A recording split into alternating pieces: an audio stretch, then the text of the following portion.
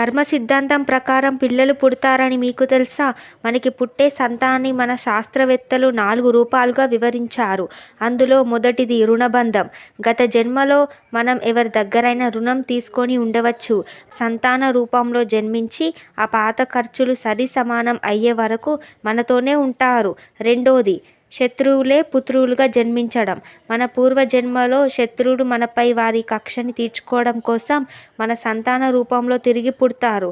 అలా పుట్టి తల్లి తండ్రులతో కొట్లాటలు, నానా గొడవలు చేస్తారు. తల్లి తండ్రిని నానయాత్ర పెడుతూ వాళ్ళ పరువు తీసి వారిని ఏడిపిస్తూ ఆనందపడుతూ ఉంటారు. మూడో రకం పుత్రులు తటక్ష పుత్రులు. వీళ్ళు తల్లిదండ్రికి ఎటువంటి సహాయం చేయరు.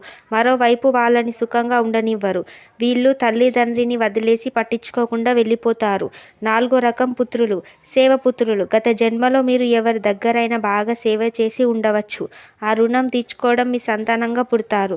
ఈ జన్మలో మీకు సేవ చేసి రుణం తీర్చుకుంటాడు.